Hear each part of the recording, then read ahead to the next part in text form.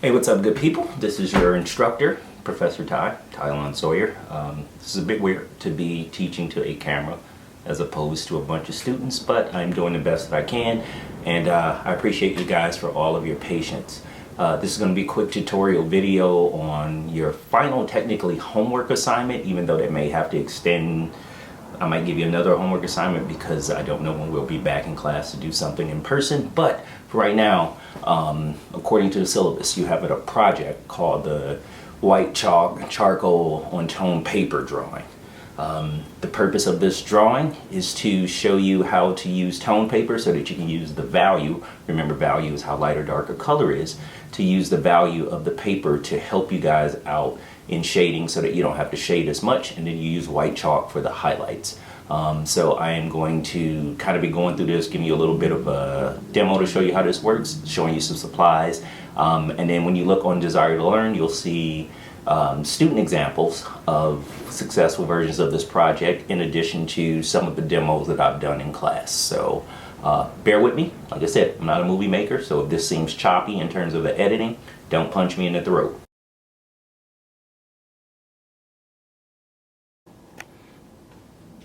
So first off, in your kit, just showing you like the supplies you'll need tone paper. That is paper that has a color to it. This should have come in your kit.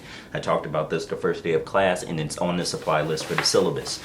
These are a variety of different color papers. I don't really care what color you use. But when you pick out these papers, you want to pick out a color that is lighter than the material that you're going to be using on that paper. So this is gray, this is kind of cream. You can see I already started a demo on this, but you can see that the paper is lighter than the charcoal, but the paper has a tone to it. This is a kind of pinkish color, brown. And this paper in and of itself, I think it's not 18 by 24. I believe it is 19.5 by 25 inches. So it just might be slightly bigger than 18 by 24. So no worries with that. In terms of the supplies that you'll need in addition to the paper, I want you to use the whole paper. Just your materials to draw with. Here to like shade and do things. So like rulers, if you are picking things out, you know, like to make things that have straight edges, rulers. This is my T-square little ruler that you guys have seen me have. Chamois for smearing charcoal. Charcoal pencils. This is soft and extra soft for the charcoal pencils. Yikes, too close. You guys are familiar with that. Vine charcoal, which we've used a couple of times before. Get this closer so hopefully you guys can see this stuff. Blending stumps to smear the blend the charcoal out. Use a blending stump here. You're going to need white chalk or white pastel pencils. So this is a Stabilo Carbo Othello. This is a white pastel pencil. It's pretty soft. You can see when you put it down here, you can kind of see the white mark it makes. If you don't have a pastel pencil or pastel chalk, you can use regular chalk. Regular old chalk that works on the chalkboard works for this. If you don't have that, a white Prismacolor or a white color pencil works as well for this. The only thing I would say the big difference between the color pencil and the white pastel or the white charcoal is that the pastel or charcoal, because it's chalkier, it'll go on a bit more opaque, so you'll be able to get a more intense, brighter white out of it. You can get a pretty bright white out of a Prismacolor. You just have to press down a little harder. So I have charcoal pencils. In addition, I have a black Prismacolor, the erasable kind, just to maybe do some of the line work.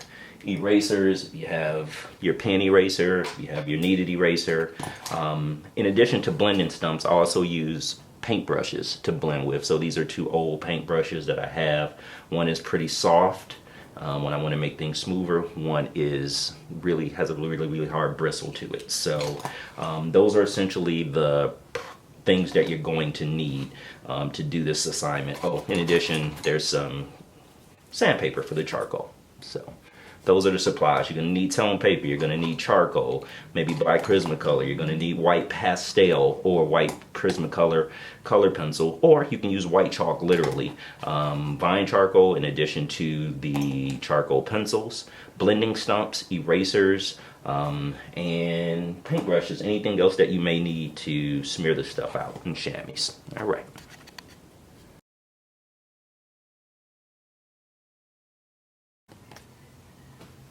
All right, good people. Really quick demo and just thinking about the way to do this before I even tell you the official rules of the project. But for the most part, thinking about this like using charcoal and white chalk on tone paper, I usually try to start off with things that are rounded first because those are a bit more complex. Rounded things are a bit more complex to describe relative to things that are square just because we shade them. So I'm going to take my compass and draw a sphere here in the corner. All right, so this is just starting off. This is just sort of the demo part to get you guys acclimated to exactly sort of what I'm talking about here. So thinking about like something that is round, right? We're gonna think about the way that light hits, and we've already talked about this before. The point of this assignment is to use the value of the paper to help you with your shading so that you don't have to shade everything all the way through.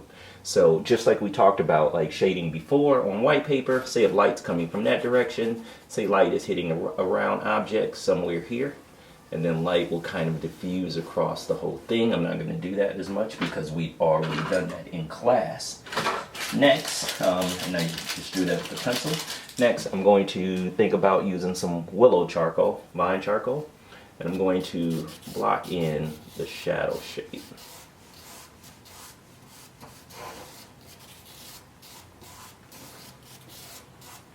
Oh, how that's showing up.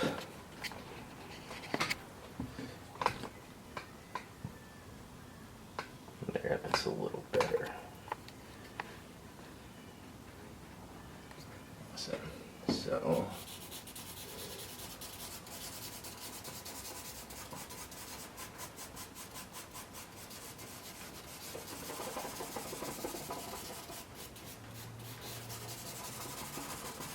darkening right here at the edge where the light and shadow meets. Remember that is the core shadow. Then you can use a blending stump. I'm at my home studio, so I'm going to use what makes me comfortable. But I'm going to use a bristle brush. And you can see I'm going in circles to smooth this out.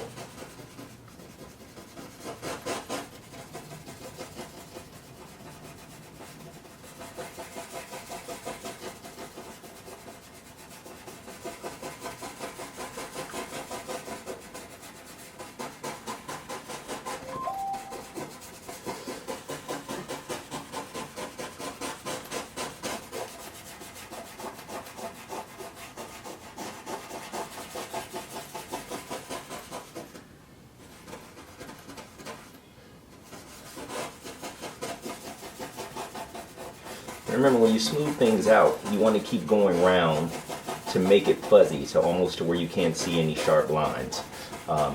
You'll see the comments when I give you guys back your homework assignments for the Still Life 1, the class project that you did for Still Life 1. People are still making these transitions too sharp in value. That's what your blending stump is for. That's what a paintbrush is for, if you have one. I encourage people not to use their fingers, even though I use it sometimes in my own art. But I'm a stickler for do as I say, not as I do. So here's a blending stump that you guys have.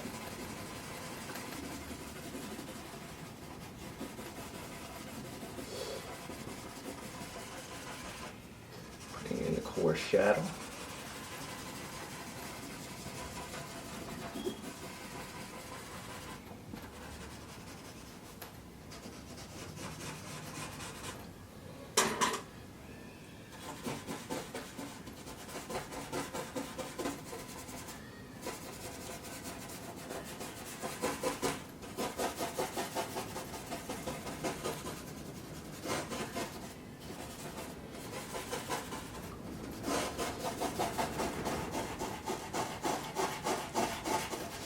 This is round, so I'm making sure I take the core shadow all the way around. Maybe put a little bit of here like that.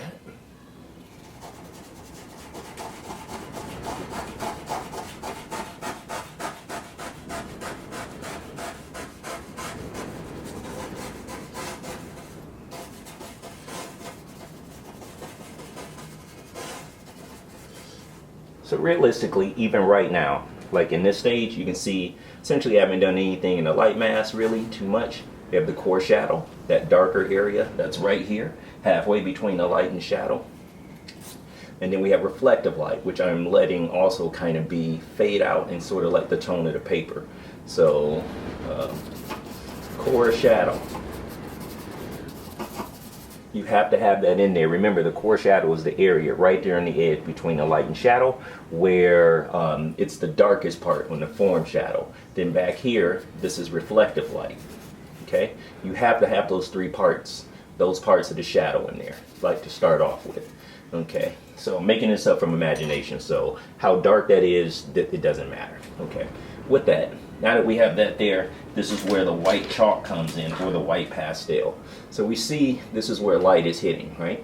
So here I'm going to put it, and I'm going to have light literally hit sort of right there. That's going to be the highlight. That is the point where light is hitting the hardest, in the middle of the form. And I can press down pretty hard to make that opaque, and then loosen up on it and start to carry the light, letting some of the paper come through. So it's almost like you're going in reverse. Instead of getting darker to lighter, here you're getting lighter to darker. And that happens the same way that you move from dark to light. You have to lighten up, unlike how hard you press down.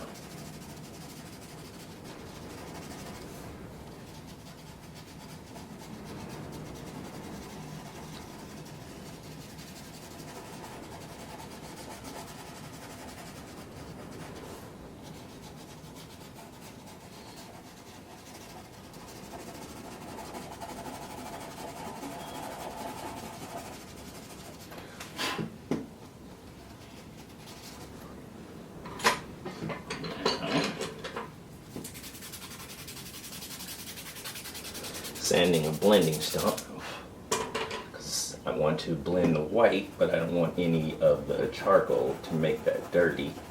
And so I'm going to start smoothing this out.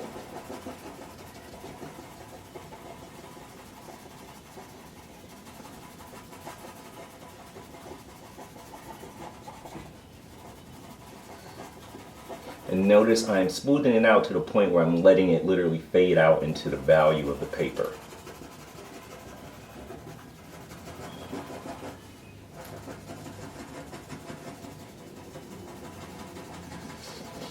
When I use the white chalk with the charcoal, I try to avoid blending them together.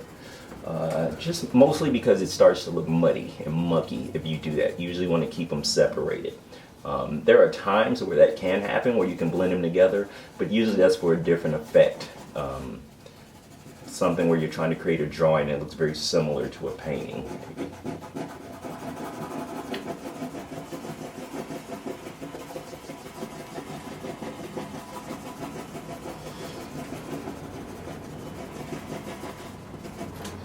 I think it should be whiter a little bit more.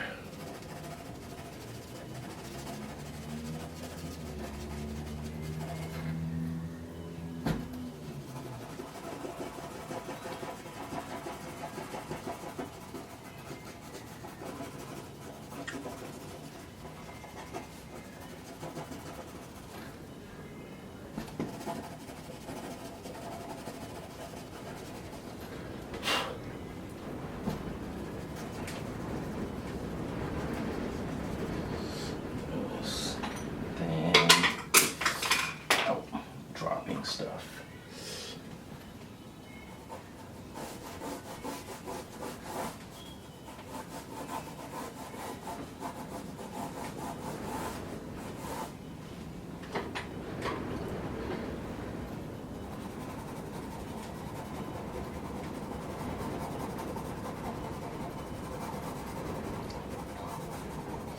Cast shadow. Remember, cast shadows are darkest at the point of impact. And then they get lighter as you move away from it, from the object that's casting the shadow. Also remember, cast shadows on average are darker than the shadows on the object that's casting them, but that's on average. It just, depending on the lighting situation, that may not be the case.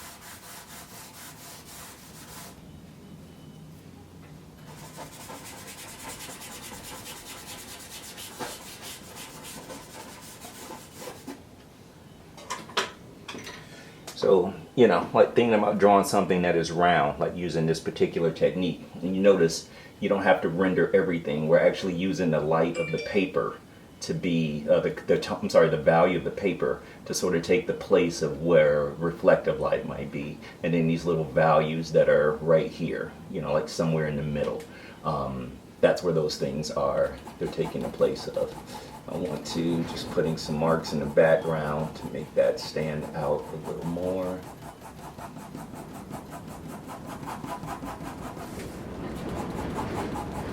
It's very windy outside, as you can hear.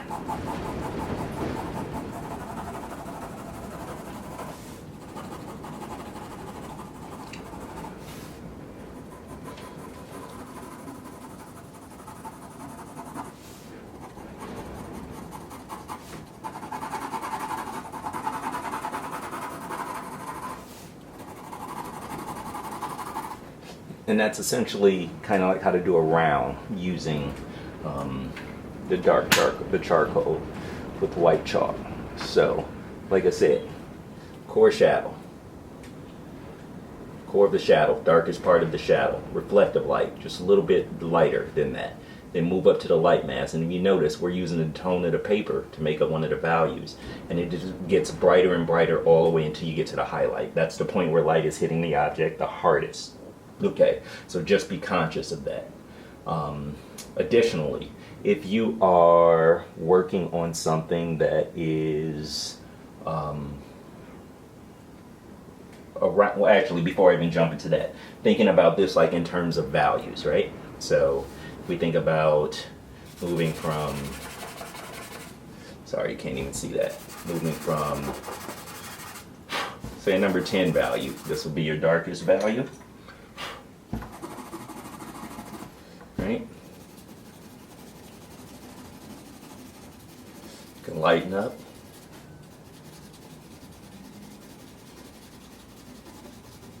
Lighten up.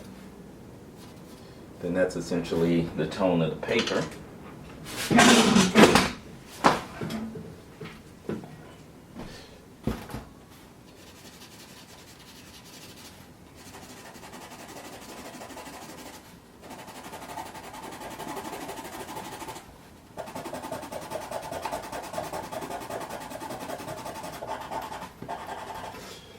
And you can kind of create a quick little value scale there, just thinking about like with the pressure. So if you can imagine this being the highlight, and then this probably like the darkest value there, and then somewhere in between these two is where we start to get there, and we can do that. So like that's just thinking about like the values on a drawing like this.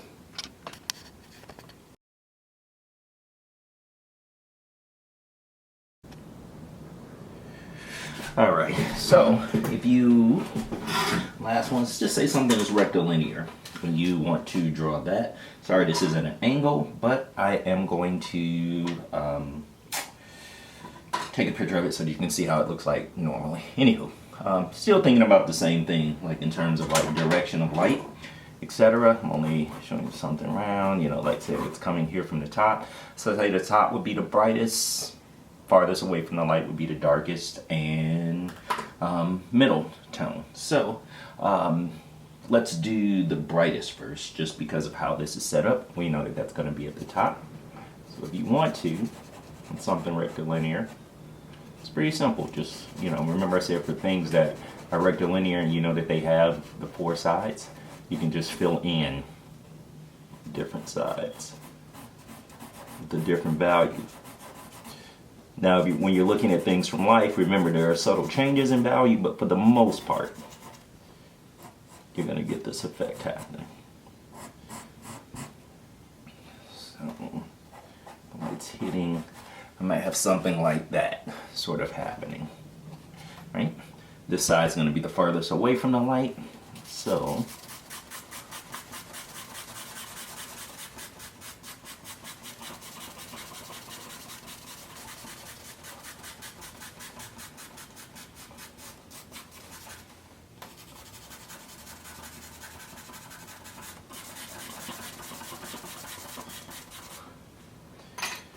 blending stumps, paintbrush, it's up to you.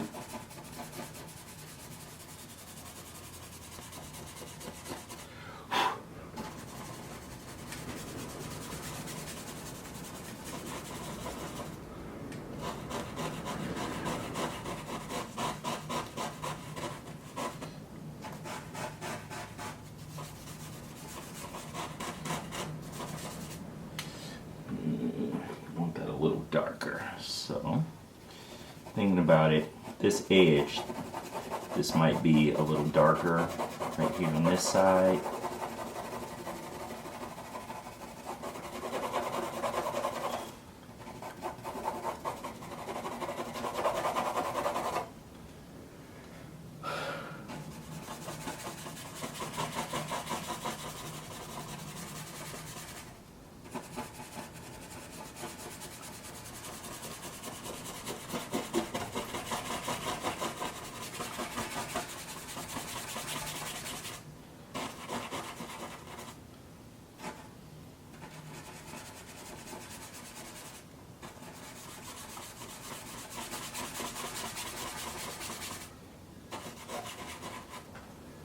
So it could be that side there.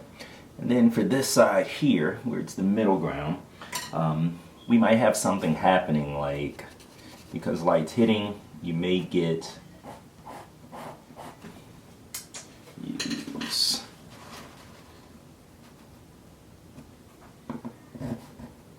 Scheiße. There we go. Might get something like just a bright angle. That sort of happens there. That's because light is sharp and it may hit the edge of something. It depends.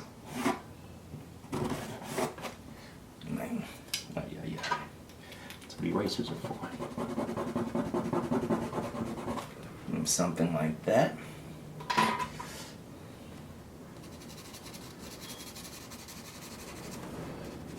And because that's bright, I might, because light's coming from there, but it's hitting the roof the hardest, or the top of the cube the hardest. But as it gets lower, we may start to see that diffuse, so we may have something like this effect happening.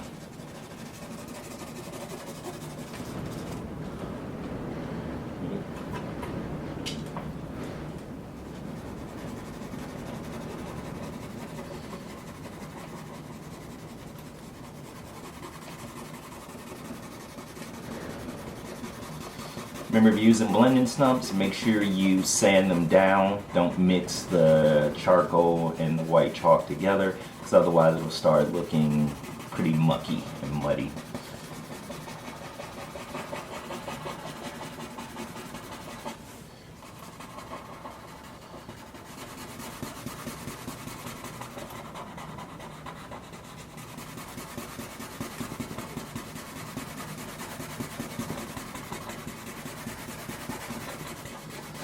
Maybe something like that starts to happen. And then cast shadows, like I said, darkest at the point of impact.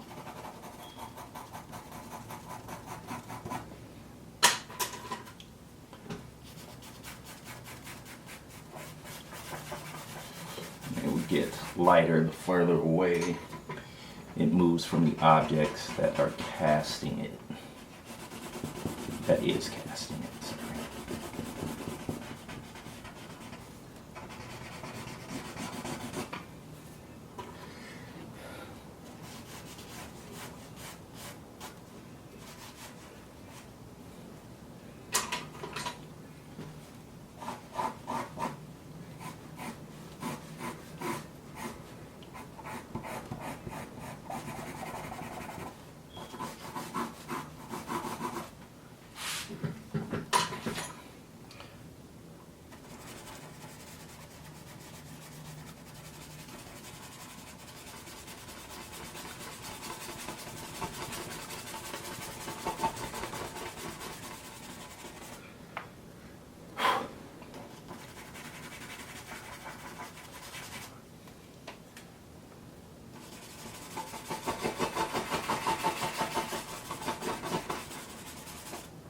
So still following the same procedure, brightest at the top, mid-tones, and starting to fade using some of the value of the paper to help make that side, and then with the darkest side. You know, so can still think about the values that may be at the top when we think about the sphere. But when you think about a cube, you know, it's a bit simpler to work that out.